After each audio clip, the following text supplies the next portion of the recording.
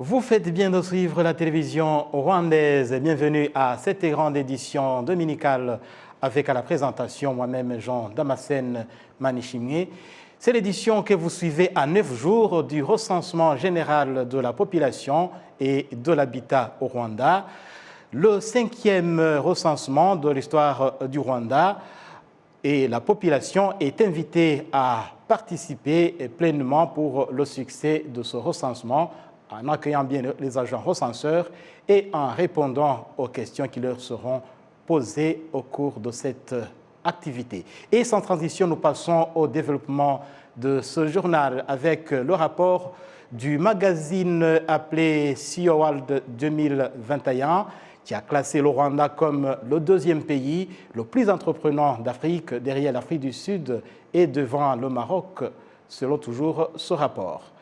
Les chercheurs du magazine ont compilé, analysé et comparé les pays dans 6 catégories clés qui sont l'innovation, la compétitivité, les compétences de la main-d'œuvre, les infrastructures, l'accès au capital et l'ouverture aux entreprises.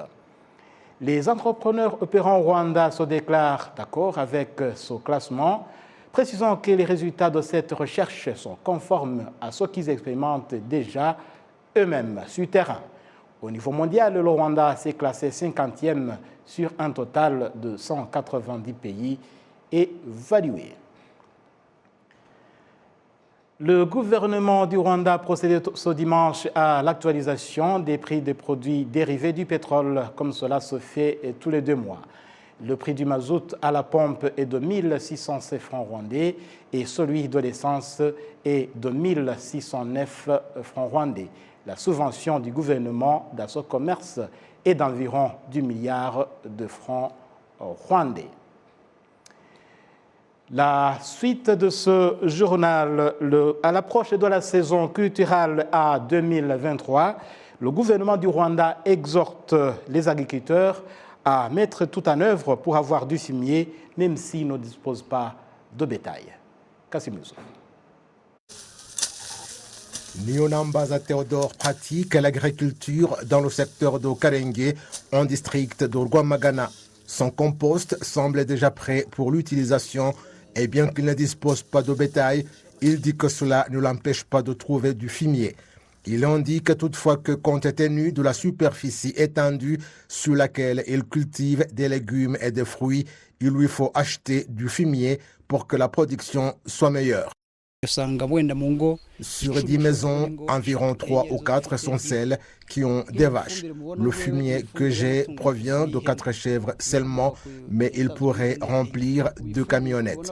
Un camion d'engrais de qualité industrielle vous coûtera entre 50 et 70 000 francs rwandais. Patrick Nyomugaba dispose d'une bananeraie de 2 hectares et dit que l'entretien et l'usage du fumier qu'il lui consacre fait qu'il gagne pas moins de 200 000 francs rwandais par mois. Il indique en outre qu'en plus du fumier issu du gros et petit bétail, les agriculteurs bénéficient des formations sur la préparation du compost à partir des herbes qui également donnent de bons résultats. Pour obtenir le meilleur compost possible, nous retournons périodiquement tout l'état et lorsque le moment est venu, nous l'utilisons dans nos plantations de bananes, ce qui contribue à augmenter les nutriments du sol et à maintenir les niveaux plus longtemps, ce qui rend les bananiers beaucoup plus consistants. À l'approche de la saison agricole à 2023, correspondant à la petite saison des pluies où la production agricole est normalement satisfaisante, les agriculteurs disent qu'ils ont déjà apprêté le fumier dont ils se serviront pour atteindre la production souhaitée. Nous collectons le fumier des hangars et le mettons de côté en veillant à ce qu'il soit correctement couvert, mais en laissant suffisamment d'espace pour permettre qu'un peu d'eau et d'humidité s'infiltrent quand il pleut. J'utiliserai ce lot en septembre. Lors de la célébration de la fête de la moisson le 5 août, en district de Rurindo, le Premier ministre a exhorté les agriculteurs en général à mettre tout en œuvre pour avoir du fumier pour que la production agricole soit suffisante au cours de la saison agricole qui s'annonce. En tant qu'agriculteurs, nous devrions tous porter une attention particulière à l'utilisation du fumier et du compost. Nous assurer que nous avons des tas de compost bien entretenus.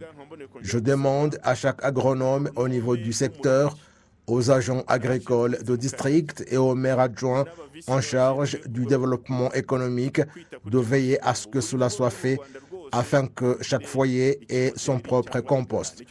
C'est quelque chose que les dirigeants locaux doivent inspecter quotidiennement si nécessaire, jusqu'à ce que chaque agriculteur ait son propre état de compost qui l'aidera dans des activités agricoles.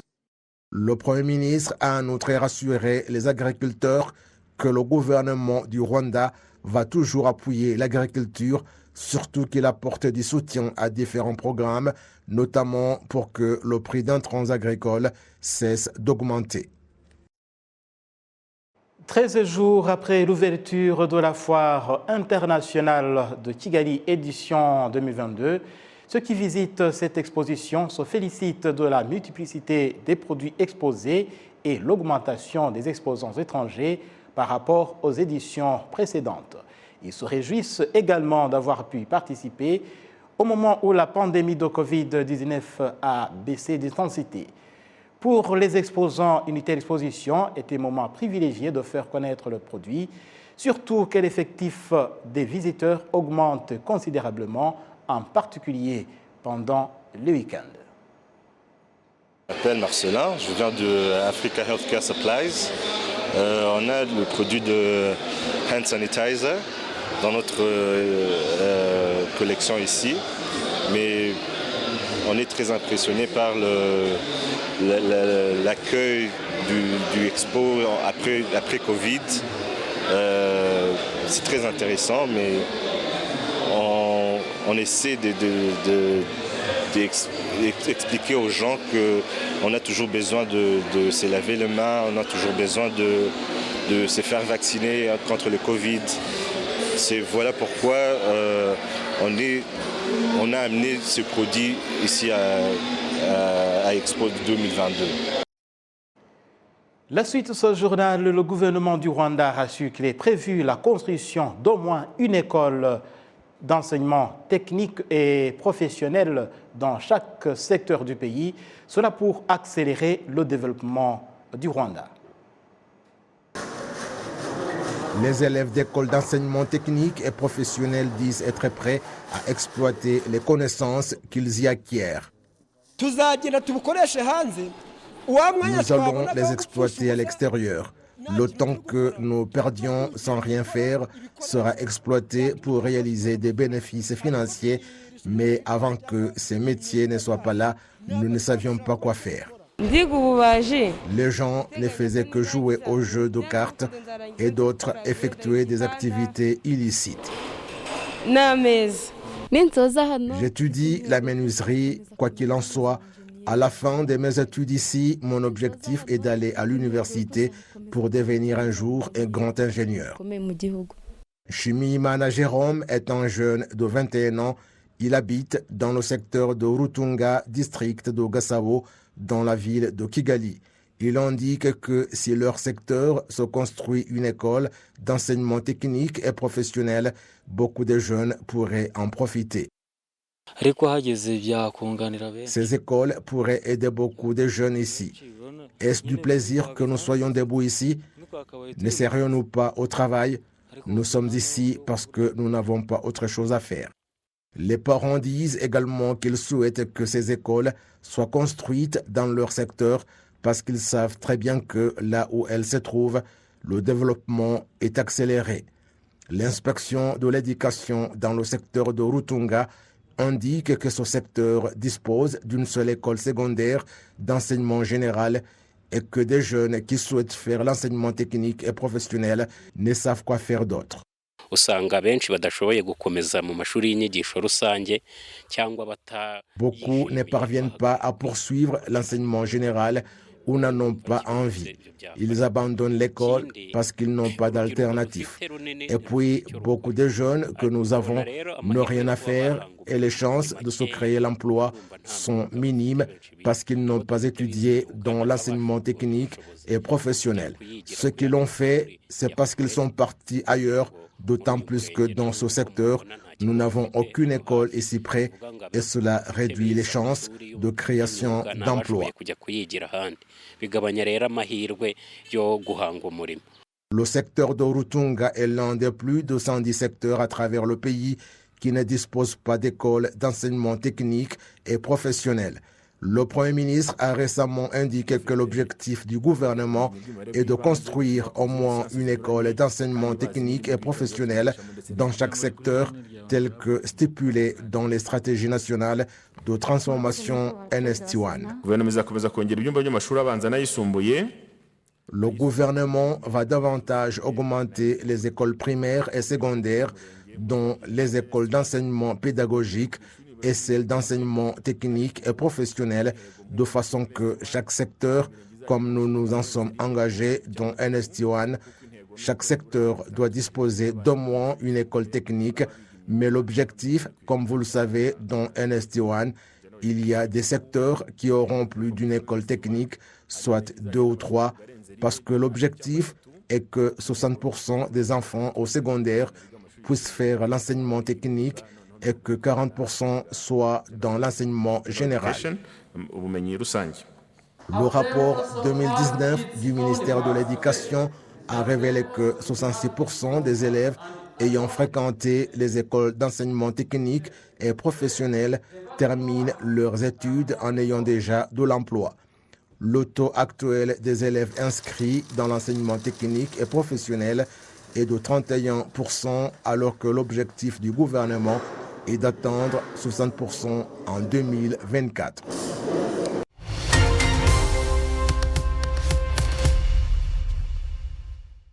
Vous suivez toujours la grande édition de la télévision rwandaise, tout en vous rappelant que nous sommes à 9 jours du recensement général de la population et de l'habitat. Et comme chaque dimanche, nous entrons dans la partie réservée à l'entretien de la semaine. Aujourd'hui, nous allons parler d'une information qui a fait la une des médias ici au Rwanda.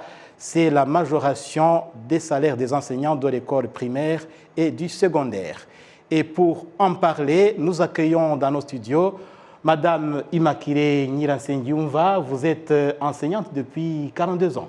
Depuis 42 ans. Bienvenue dans nos studios. Merci. Nous sommes également avec Monsieur Léon Mugenzi. Vous êtes directeur du département chargé du développement et de la gestion des enseignants au sein de l'Office rwandais pour le développement de l'éducation de base. Bienvenue. Merci beaucoup. Oui, nous allons parler de cette décision du gouvernement du Rwanda de majorer les salaires des enseignants. Pour commencer avec vous, Madame Immaculée, comment avez-vous accueilli cette nouvelle? Bon, j'ai accueilli la nouvelle d'une façon vraiment très inexprimable, tout en remerciant le bon Dieu qui nous a gardés, mais aussi en remerciant le chef d'État, le président, son Excellence Paul Kagame, qui a pensé aux enseignants.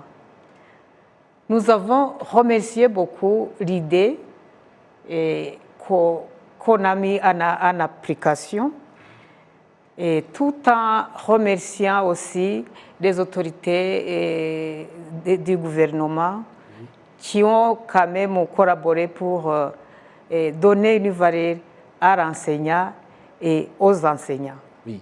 Et peux-tu nous dire brièvement, vous avez une longue, riche carrière, 42 ans de travail. Oui. Et quelle était la vie de l'enseignant avant cette décision? Quels sont les défis auxquels l'enseignant était confronté, brièvement? Bon, la vie d'un enseignant, je ne dirais pas qu'elle était bizarre, non. Oui. L'enseignant est toujours content de son métier. On rappelle notre bon métier. Oui. On est content de ce qu'on reçoit. à part que quelquefois, lorsque les prix du marché augmentent, et à ce moment-là, les enseignants ne trouvaient pas comment se débrouiller pour vivre. Oui.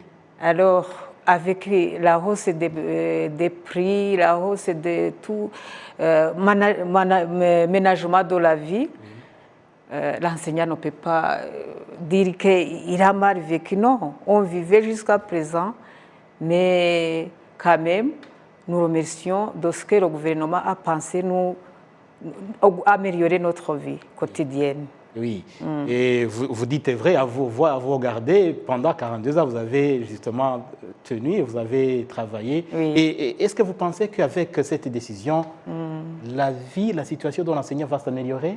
Oui, la situation va s'améliorer puisque quand même l'enseignant va pouvoir se débrouiller, tenir bien sa famille, être reposé et puis lui-même, il va pouvoir bien gérer sa vie pour donner l'amour à l'enfant à qui il est chargé.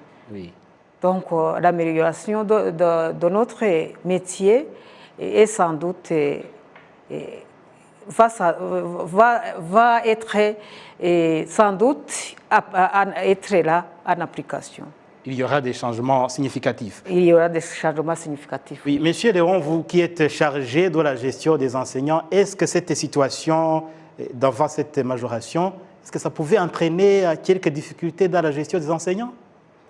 Merci beaucoup, Jean Damascène, pour la question. Permettez-moi aussi de dire un grand merci au chef d'État, son Excellence, Monsieur le Président de la République. Justement, comme le chef du gouvernement, la décision du gouvernement nous a fait, je dirais, nous a touché vraiment au cœur. Je dirais que nous qui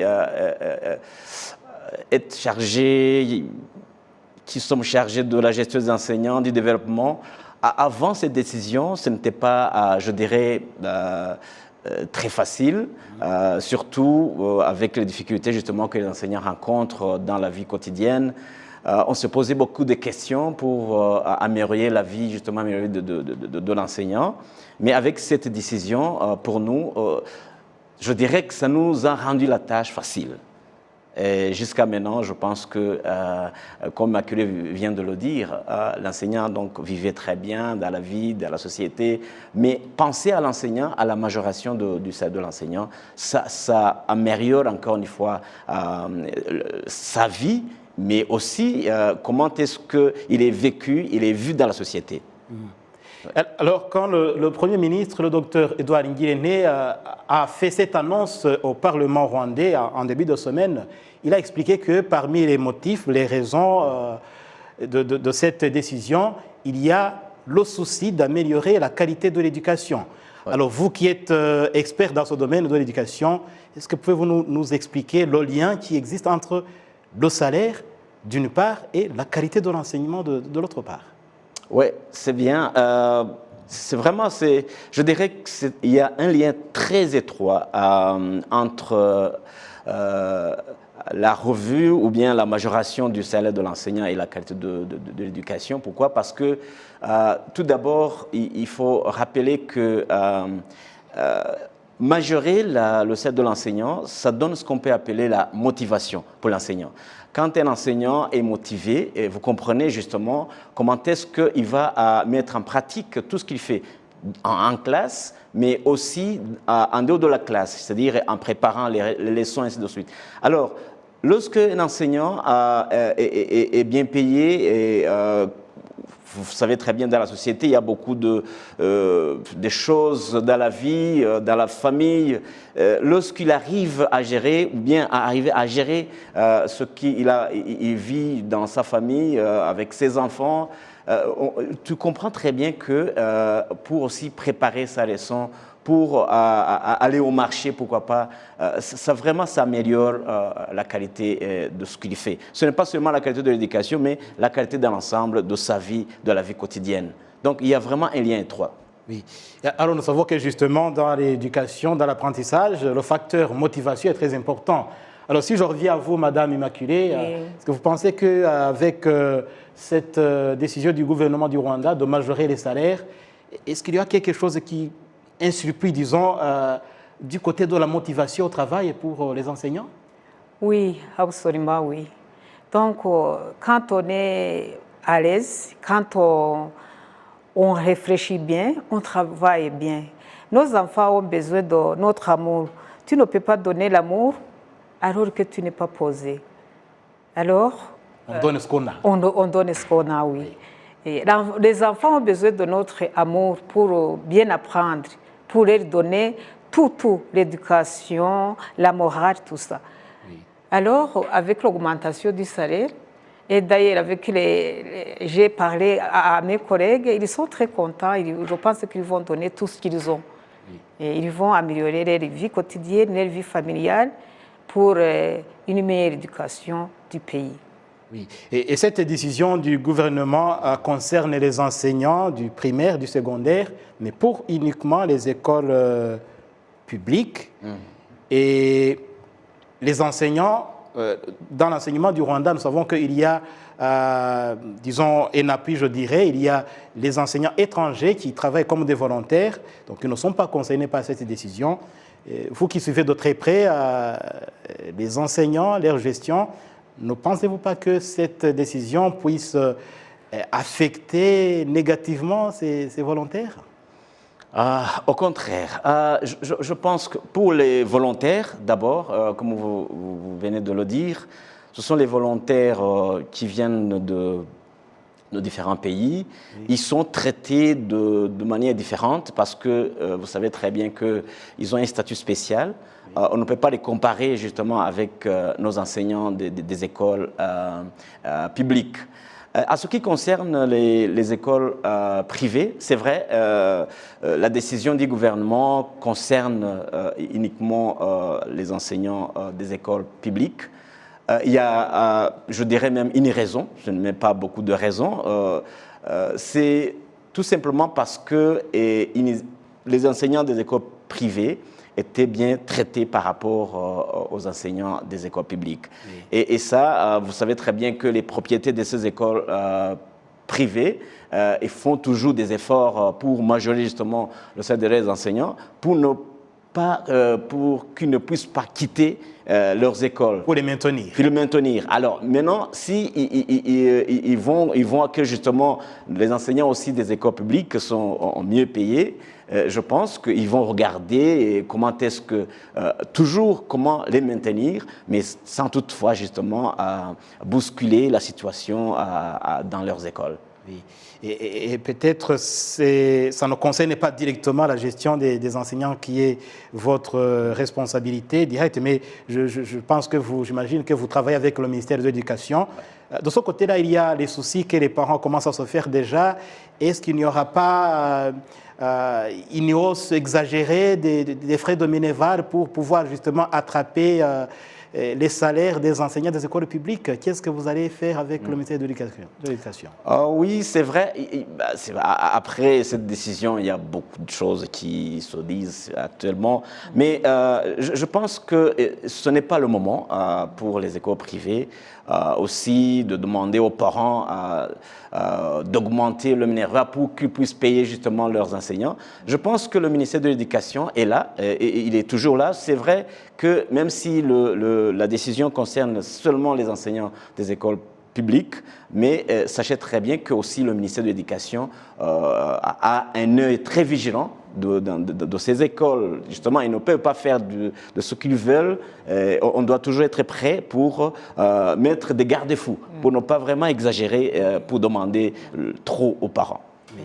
Et on s'achemine vers la fin de cet entretien de la semaine. Madame Immaculée, vous avez une longue carrière, 42 ans de travail. Et vous avez certainement un message à adresser à vos collègues, enseignants qui nous suivent de partout dans le pays. Merci beaucoup. Le message à transmettre à mes collègues de travail, c'est d'aimer le travail. Fournissons nos efforts pour que nos enfants aient ce qu'ils doivent avoir. Ça ne doit pas s'arrêter à l'augmentation de salaire, sauter, chanter qu'on a amélioré, on a augmenté. C'est pour nous stimuler à bien travailler, à fournir nos efforts pour que notre éducation rwandaise soit bien en ligne. Et de ma part, le message à transmettre aux collègues, c'est travailler beaucoup pour notre pays. Et mon enseignement, c'est un bon travail. Quand on enseigne bien, Dieu nous récompensera. Et aussi l'État qui est à côté de nous aide chaque jour, du jour au lendemain.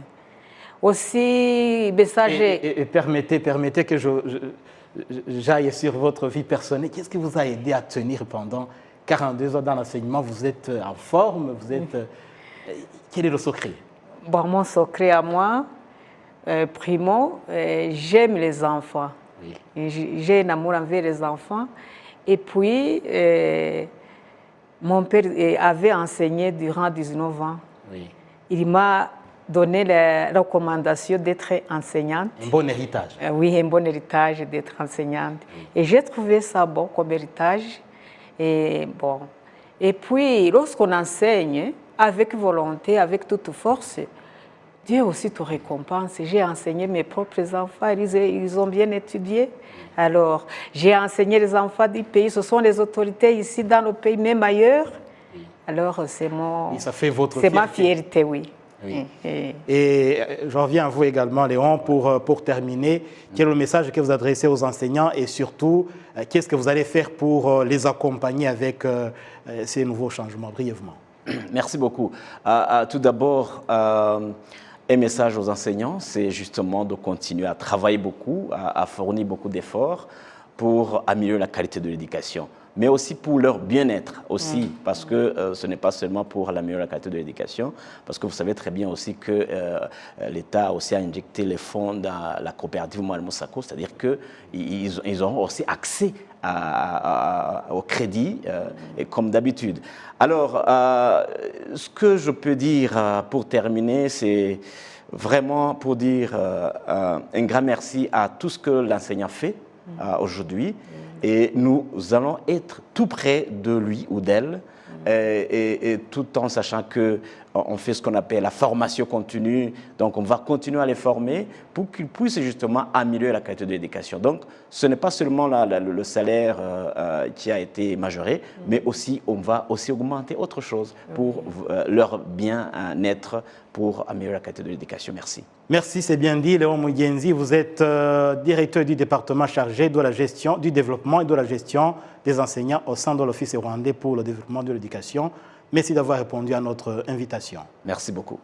Merci également à vous, Madame Immaculée Nyilansengi. Vous êtes enseignante depuis 42 ans. Merci beaucoup d'avoir répondu à notre invitation ici à la TV rwandaise. Merci beaucoup. Merci à vous également qui avez suivi notre présentation, la grande édition. Jean Damascène Manichimwe, je vous retrouve demain lundi à la même heure. D'ici là, portez-vous bien en compagnie de la télévision rwandaise.